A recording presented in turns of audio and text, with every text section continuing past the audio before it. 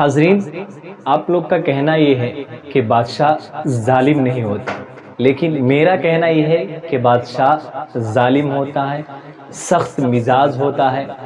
اس لیے آج میں اس ویڈیو کے اندر ایکسپلین کرنے والا ہوں اس واقعے کے ذریعے کہ بادشاہ ظالم بھی ہوتا ہے، سخت بھی ہوتا ہے، نالائق بھی ہوتا ہے، بیوقوف بھی ہوتا ہے۔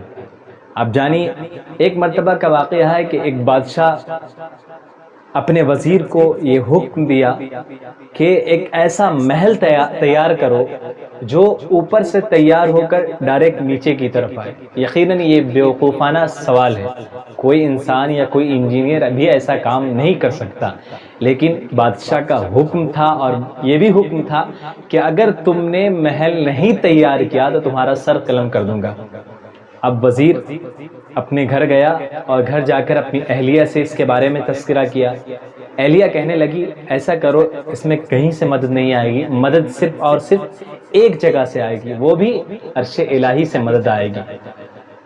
تو وزیر کہنے لگا وہ کیسے؟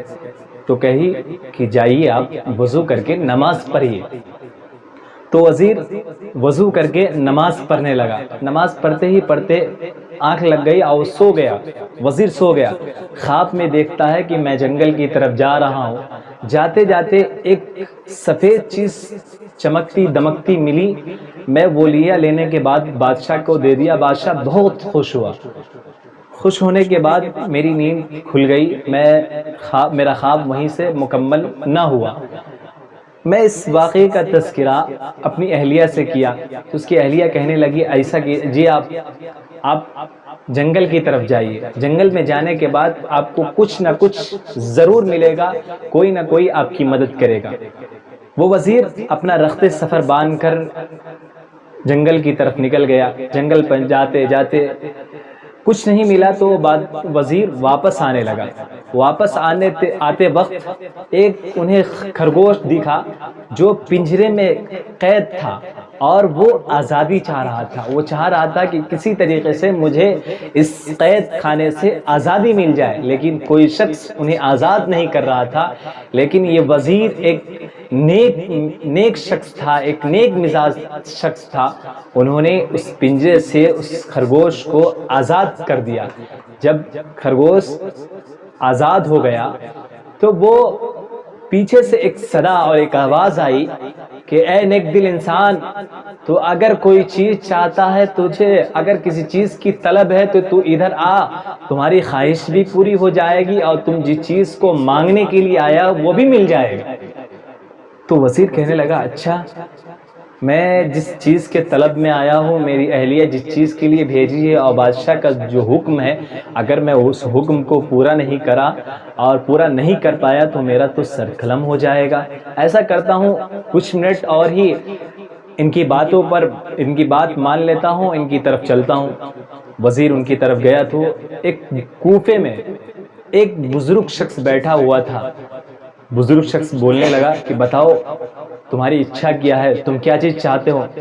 تو یہ وزیر اپنا پورا واقعہ ان کے سامنے پیش کیا تو وہ بزرگ ایک طوطا نکال کے دیا اس کو، اور کہا کہ اس طوطے کو لے کے جاؤ، یہ طوطا تمہارا تمام مسئلے کو حل کر دے گا۔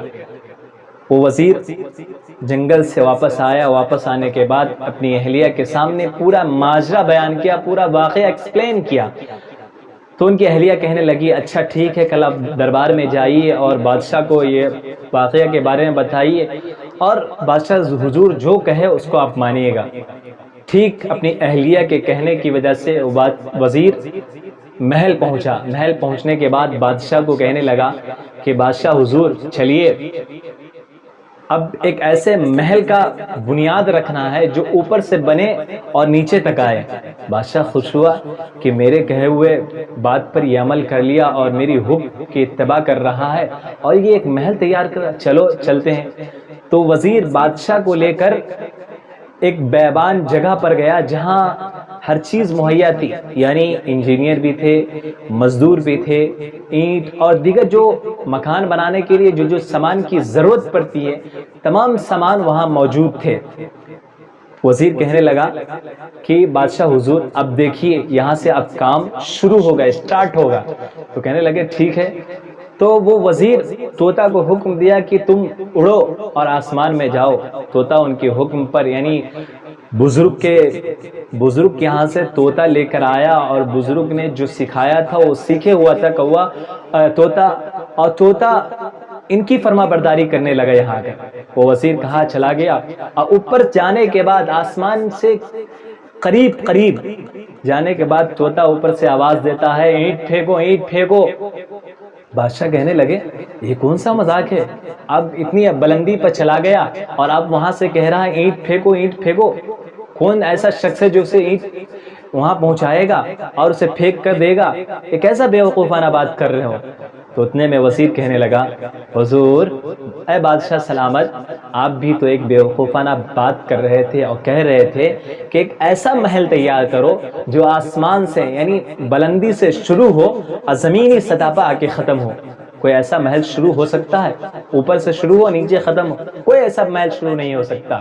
تو بادشاہ سلامت کہہ رہے تھے یقیناً اس میں ایک سبق ہے. لیکن اس وقت بادشاہ سلامت اپنی کیا بولتے ہیں اعلیٰ پیمانے پر ہونے کی وجہ سے، اپنے آپ کو برتر ہونے کی وجہ سے انہوں نے وزیر کو حکم دیا، وزیر کو کہا کہ اگر تم اس کام کو نہیں کرو گے تو تمہارا سر قلم کر دوں گا اور تم دنیا سے ملیاں میٹ ہو جاؤ گے، ختم ہو جاؤ گے. اس وقت بھی بادشاہ ایک ظالم تھا، ایک سخت مزاج تھا، ایک کیا بولتے تباہ کن تھا. لیکن وزیر نے اللہ کی مدد لی اور اللہ کی مدد آئی اور بادشاہ کو سبق سکھایا، اور بادشاہ نے بھی اس واقعے سے اور اس پورے پس منظر سے ایک نصیحت حاصل کی. اور بادشاہ نے اس وقت ارادہ کر لیا کہ اب اس کے بعد میں کوئی ایسا بیوقوفانہ چال نہیں چلوں گا جس سے میرے رہنے والے رعایا میں سے یا میرے وزراء میں سے کسی کو تکلیف ہو کسی قسم کے بھی.